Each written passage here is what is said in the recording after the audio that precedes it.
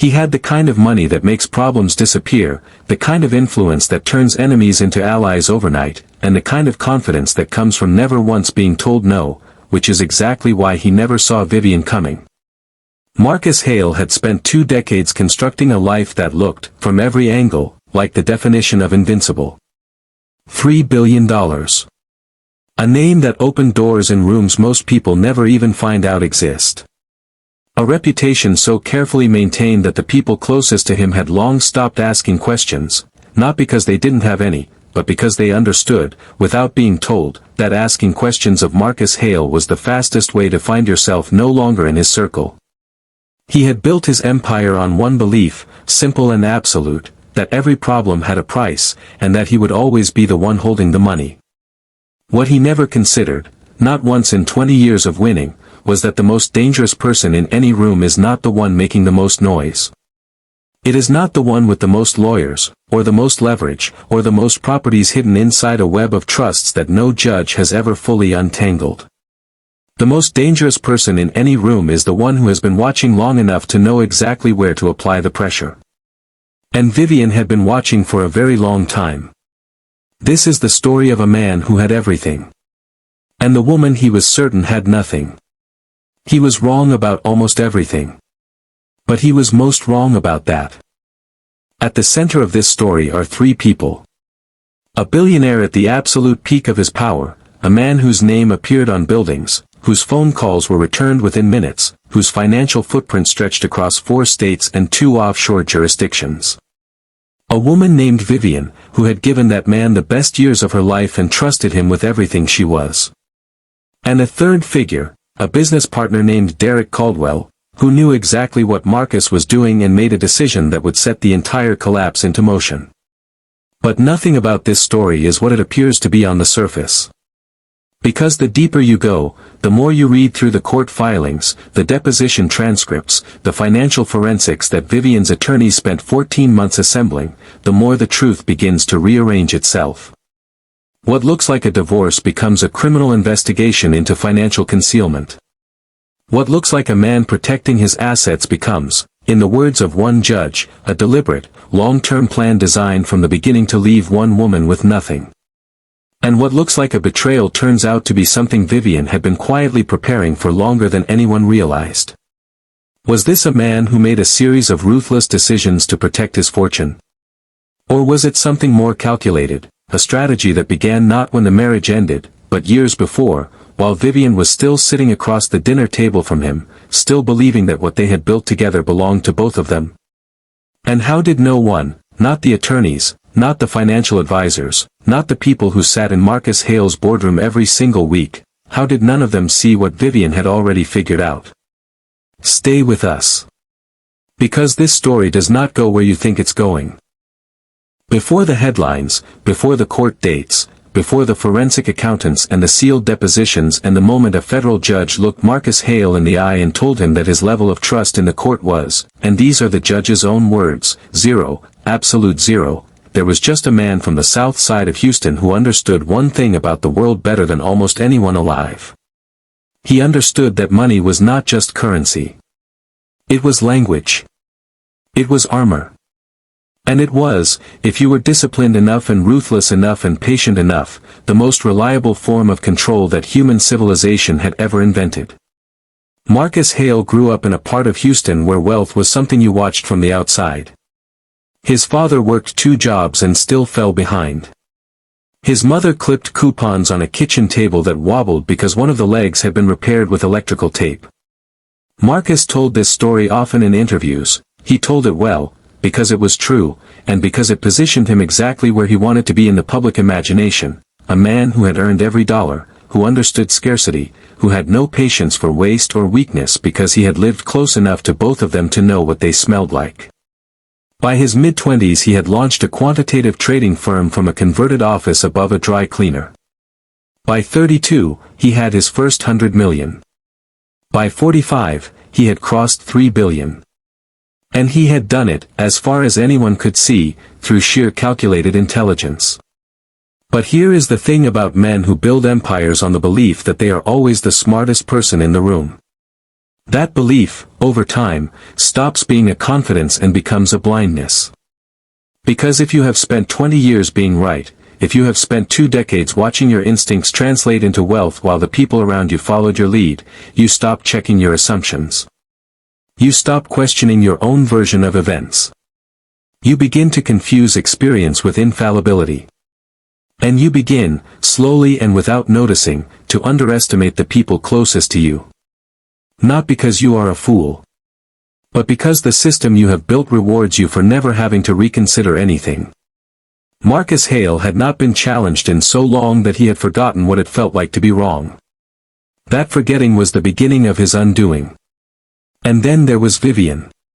Vivian Hale, born Vivian Renee Mercer, did not come from money either, but she came from something that proved, in the end, to be more durable than money. She came from discipline. She had put herself through college at the University of Texas on academic scholarships and part-time work, earned a graduate degree in finance, and spent the first decade of her career building a reputation as one of the sharpest analytical minds in the wealth management industry. She was not flashy. She did not need to be. People who worked with her in those early years describe a woman who asked exactly the right question at exactly the right moment, who read contracts the way other people read novels, carefully, looking for what the language was trying to hide. She met Marcus at a charity gala in Houston in the fall of 2001. He was 38. She was 34. He had already made his first fortune. She had already established herself as someone who could not be impressed by money alone, because she understood money well enough to know that it was neither good nor bad, it was simply a tool, and the question that mattered was always whose hands it was in. When Marcus walked over to her that night and began talking about his firm, Vivian listened. Not because she was captivated by his wealth, but because she recognized, underneath the performance of confidence, a man who was genuinely brilliant and genuinely alone. She saw the ambition. She saw the intelligence. She also saw, though she could not have named it precisely that night, the loneliness that wealth at a certain level tends to produce in people who have spent so long in pursuit of it that they have forgotten to build anything else. They married in 2003. And for the first several years, by all accounts, the marriage worked. Vivian stepped back from her own career, a decision she would later describe in court documents as the most consequential mistake of her life, and devoted herself to what Marcus called the infrastructure of their shared life. She managed the properties. She oversaw the household staff across 3 residences. She organized the philanthropic giving that kept the Hale name respectable in Houston society.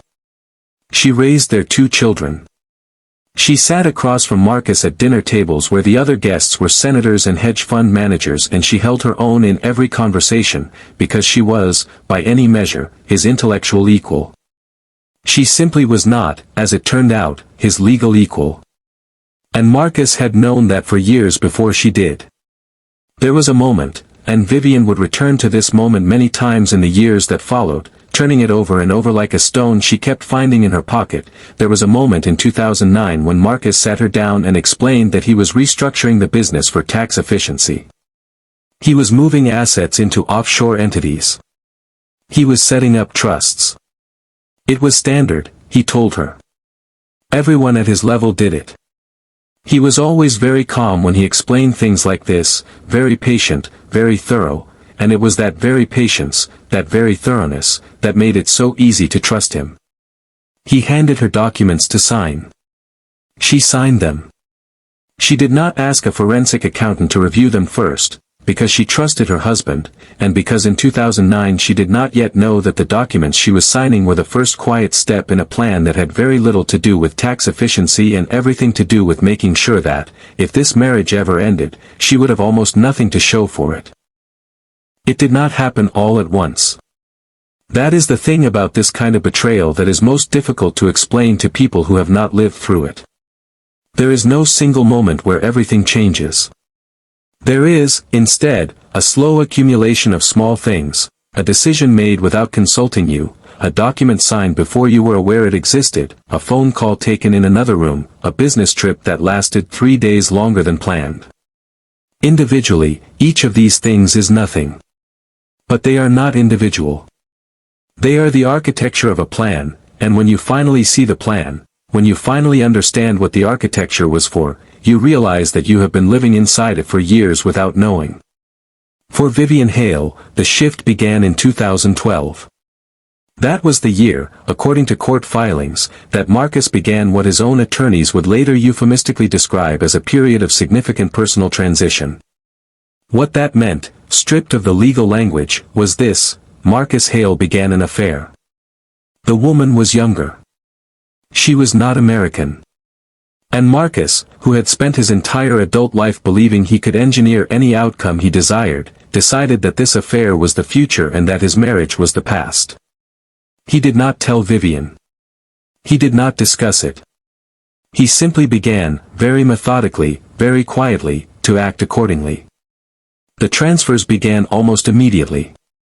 Assets that had been held in joint names were quietly migrated into trusts registered in South Dakota, a state that, over the previous decade, had made itself into what financial attorneys call a mini Switzerland for American billionaires. South Dakota trust law is, by design, one of the most opaque legal frameworks in the United States. Trusts registered there are perpetual. They are protected from creditors, from business partners, from lawsuits, and, this is the relevant part, from ex-spouses. They do not have to be disclosed to beneficiaries. They do not have to be reported publicly. They exist, legally and deliberately, in a space where the money goes in and the documentation goes dark. Marcus moved properties into limited liability companies. He moved the LLCs into trusts. He moved the trusts into sub-entities that appeared, on paper, to be independent corporate structures. He had done some version of this before, for tax purposes, for estate planning, and so the movement of assets did not, at first, register to Vivian as anything different. She knew he had offshore trusts. She had known for years. He had always told her it was standard practice for men at his level. And she had believed him, because everything he had ever told her about money had turned out to be correct, and because she was not yet asking the question that would have changed everything if she had asked it sooner: correct for whom? In 2017, Marcus Hale filed for divorce by registered mail. Not a phone call. Not a conversation.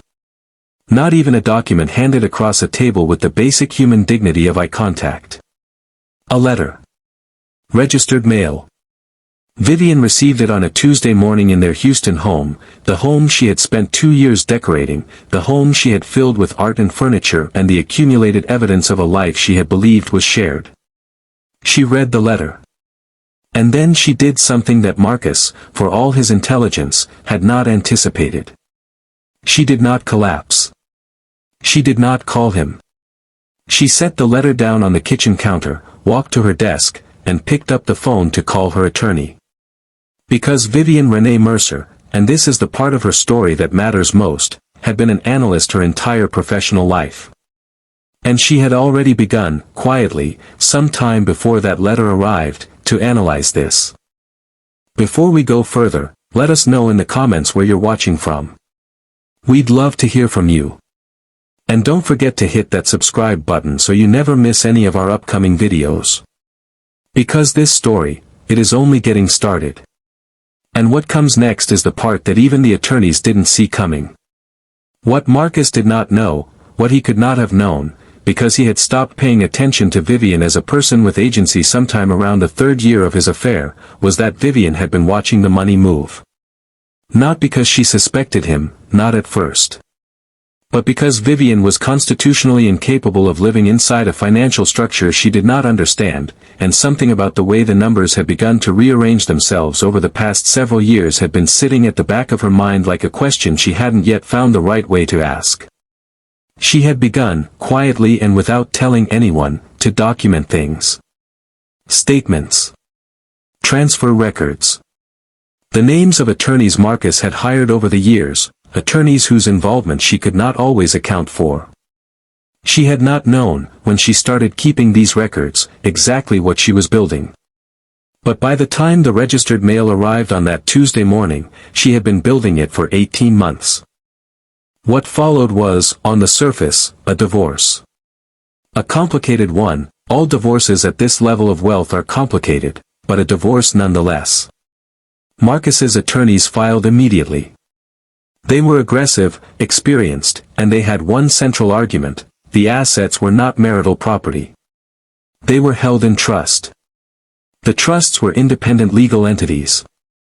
And therefore, they argued, the total value of the marital estate, the assets that Vivian was actually entitled to claim, was approximately $12 million. $12 million. Out of a fortune that Vivian's attorneys would ultimately value at somewhere between $800 million and $2 billion, depending on which assets you could actually find and prove. $12 million. That was the number Marcus Hale's legal team put on the table. That was what 30 years of marriage, 2 children, 3 managed residences, a life of charitable work and social maintenance and quiet, steady contribution to the empire Marcus had built, that was what all of it was worth, according to the financial architecture Marcus had spent years constructing. And here is the part that any woman who has ever sacrificed professional momentum for a partner's career needs to hear clearly: this was not a mistake. It was not an oversight. It was not the unintended consequence of legitimate tax planning. According to court documents, it was the deliberate outcome of a long-term strategy. Marcus Hale had not hidden the money when the marriage ended. He had hidden it while the marriage was still happening. The media coverage came slowly at first, the way it does when the full picture is not yet clear and the attorneys on both sides are controlling what gets out. There were items in the Houston business press. A mention in a legal industry publication that covered high-value divorce proceedings. Then a broader piece that began to trace the structure of the South Dakota trusts, and suddenly the story had a shape that people outside of Texas could recognize. Because what Marcus had done, the layering of LLCs inside trusts inside sub-entities, the transfer of property into structures his wife could not access, the exploitation of one state's legal framework to make a fortune effectively disappear from a marriage it had been built inside, this was not unique to him. This was a pattern. And reporters who had been watching the world of billionaire divorce for years recognized it immediately. Behind the scenes, things were considerably worse than the public coverage suggested. The properties were the most visible part of the problem: 12 homes, including a $45 million apartment in London that Vivian had spent 2 years decorating before Marcus moved his mistress into it, an estate in Aspen, and a private island in the Bahamas. But the properties were almost a distraction from the deeper financial forensics that Vivian's legal team was now attempting. Because the trusts were not just holding real estate. They were holding investment accounts. They were holding shares in private companies. They were holding, according to the lawsuit, assets that Marcus had systematically reclassified, moved into structures where Vivian's name had never been. And through all of it, through the filings and the counterclaims and the depositions and the document requests that Marcus's attorneys met with objections and delays, Vivian said nothing publicly. No interviews. No statements. No social media. Nothing. Her silence was noted by the press as a contrast to the aggression of Marcus's legal strategy, and some interpreted it as resignation, the quiet of a woman who had accepted a loss. They were wrong. Vivian's silence was not the silence of someone who had given up. It was the silence of someone who understood that in a courtroom, words are currency, and she was saving hers for the moment they would be most valuable. The inconsistencies began to surface in the second year of litigation. Vivian's forensic accounting team, a firm brought in specifically because of their experience tracing assets through complex trust structures, began to find things that did not add up. There were trusts that had been amended without Vivian's knowledge in 2013 and 2015, years before the divorce filing. There were transfers that had occurred within what attorneys call the look-back period, a window of time in which asset movements can be challenged in court as fraudulent conveyance. There was documentation showing that Marcus had changed the beneficiary designations on multiple trusts during the period when, by his own account, the marriage was still intact. And there was one particular document, a memo from Marcus's estate planning attorney dated 2014, that Vivian's legal team would later describe as the most important piece of paper in the entire case. That memo was 3 pages long. It outlined a strategy. It used careful, measured legal language, the kind that is written to be defensible in court if it ever needs to be. But what it described, in plain terms, was a method for restructuring Marcus Hale's financial holdings in a way that would make it, quote, difficult to establish the marital character of the relevant assets in the event of a dissolution of marriage. He had not begun planning for divorce when the marriage ended. He had begun planning for divorce 3 years before he filed. And Vivian's attorneys had the memo to prove it. What Marcus didn't realize was that Vivian had already made a phone call to a forensic expert 4 months before his registered letter arrived. We'll come back to that. Then the truth came out. And it changed everything. Not just the legal strategy. Not just the financial picture. Everything. Because the truth that emerged from 14 months of depositions and document production and forensic accounting was not simply that Marcus Hale had hidden money from his wife. The truth was more specific, and more damning, than that. Marcus Hale had spent the better part of a decade constructing a legal architecture specifically designed to leave one woman, a woman who had contributed to and helped sustain an empire, with nothing. And he had done it while she was still in the house. While she was still raising their children. While she was still attending the charity functions and managing the properties and representing the Hale name in the social world of Houston with the kind of composed, intelligent grace that had helped make that name mean something in the first place. Here is what the forensic accountants found, and here is why it mattered. The total value of assets that Marcus Hale had transferred into South Dakota trusts between 2009 and 2017 was, according to Vivian's legal team, somewhere in the range of $2 billion. Marcus's attorneys argued the number was closer to $800 million. But regardless of which figure was accurate, the structure was the same, layers upon layers of legal entities, each one designed to put distance between Marcus's name and the assets, each one exploiting a legal framework that had been specifically designed, by a state that had made itself into a destination for precisely this kind of wealth management, to be as difficult to penetrate as possible. The house that Vivian had helped design and furnished and maintained for 12 years was not in Marcus's name.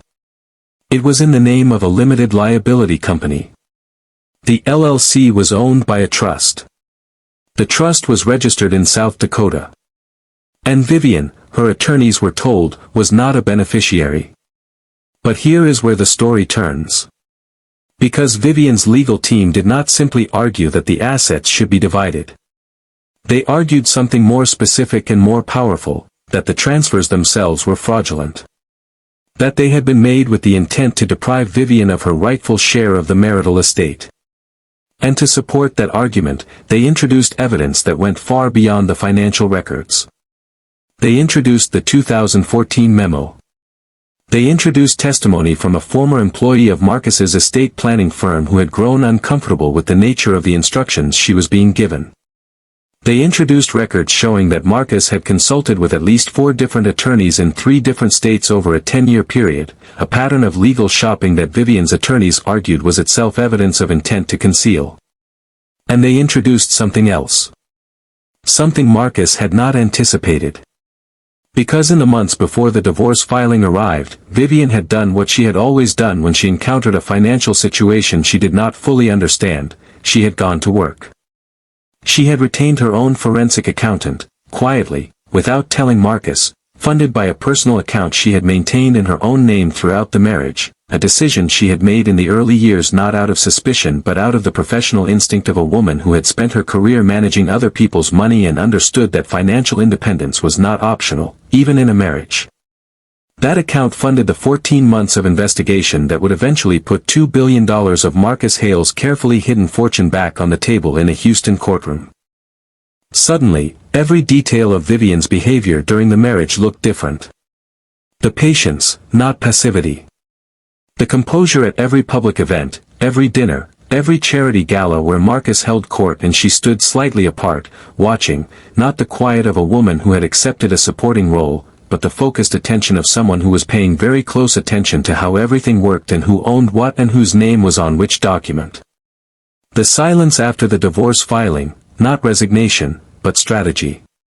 And the personal account she had maintained for 20 years, not a small private indulgence, but the financial foundation of the most significant legal counteroffensive a Houston family court had seen in a generation. She had not survived Marcus's world. She had studied it. And she had been prepared for this moment far longer than he knew. The pivot point came during a deposition in the third year of litigation. Marcus Hale sat across the table from Vivian's lead attorney, a woman named Patricia Okonkwo, who had spent 20 years specializing in high-asset divorce and financial fraud, and who had a reputation in the Texas legal community for asking exactly the questions that opposing counsel had spent the most effort trying to prevent. The deposition lasted 9 hours. At hour 7, Okonkwo placed the 2014 memo on the table. Marcus looked at it. He said he did not recall the document. His attorney objected. Okonkwo waited. Then she placed a second document on the table, a billing record from Marcus's estate planning firm, showing that he had been billed for the preparation of the memo on the date it was written. Marcus looked at the billing record. He said he did not recall that either. And somewhere in that moment, in the silence that followed Marcus Hale saying for the fourth time in a row that he did not recall something that the documentation made extremely clear he had personally directed, the case changed. But even that was not the end of the story. Because just when it seemed like the shape of the outcome was becoming clear, just when it appeared that the courtroom mathematics were beginning to resolve themselves in Vivian's favor, Marcus Hale made one final decision that revealed, more than anything else in the preceding 4 years of litigation, exactly who he was and what he had believed, from the very beginning, about the woman he had married.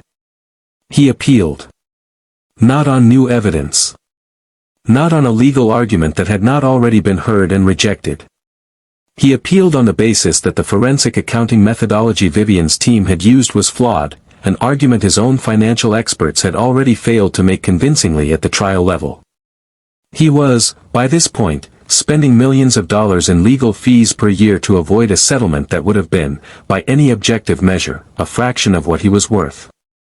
The appeal failed. And in its failure, it accomplished something that Marcus could not have intended and almost certainly did not anticipate. It extended the public record. It produced additional court documents. It kept the case in the legal press for another 18 months, during which time reporters continued to pull on threads. And it allowed Vivian's attorneys to introduce, as part of the appellate record, new evidence that had emerged during the discovery process, evidence related not just to the hidden assets, but to the timing of when Marcus had begun moving them, and to communications between Marcus and his estate planning attorneys that painted a picture of a man who had been planning this outcome, in one form or another, for the better part of a decade. The final ruling, when it came, did not give Vivian everything she had claimed. It rarely does, at this level, in this kind of case. But what it gave her was substantial, and what it said about the conduct that had led to the litigation was more substantial still. The presiding judge, in language that would be quoted in legal publications for years afterward, described the financial structure Marcus had built as a deliberate, long-term strategy to deprive a spouse of assets to which she was rightfully entitled. The judge found, specifically, that the transfers made between 2012 and 2017 had been made with fraudulent intent.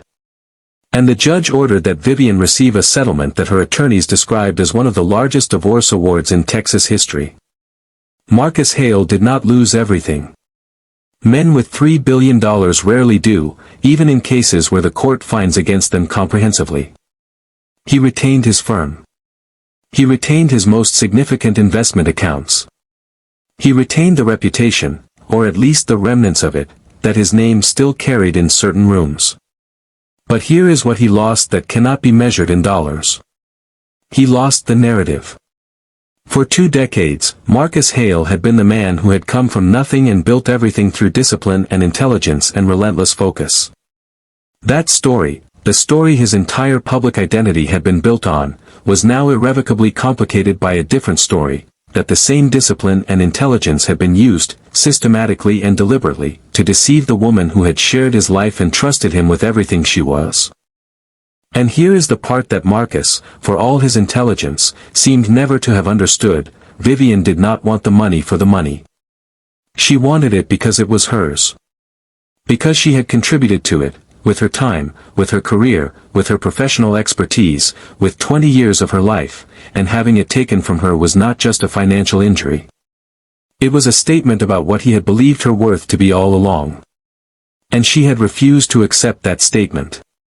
Not out of anger. Not out of bitterness. But out of something quieter and more durable than either of those things.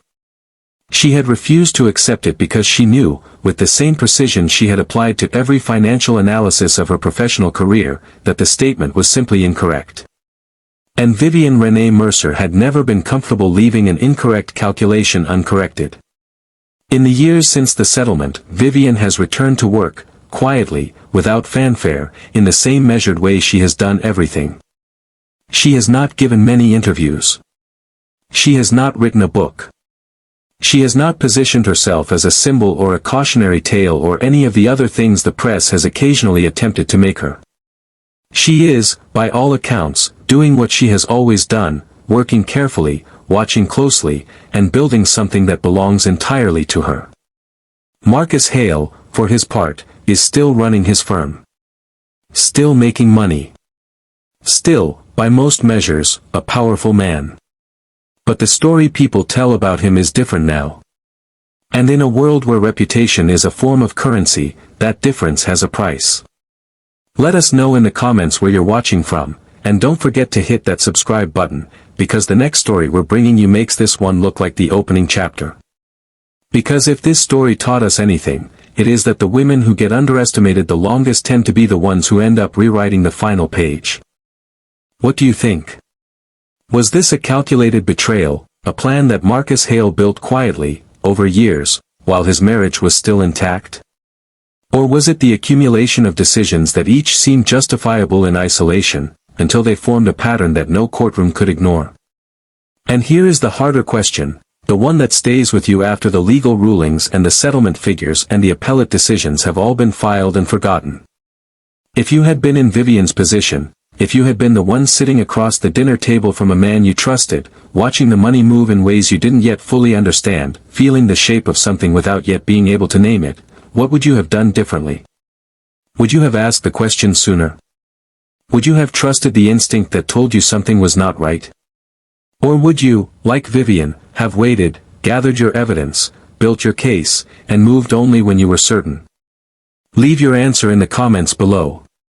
And while you're there, let us know where you're watching from. Because stories like this one don't stay local for long. And neither does the truth.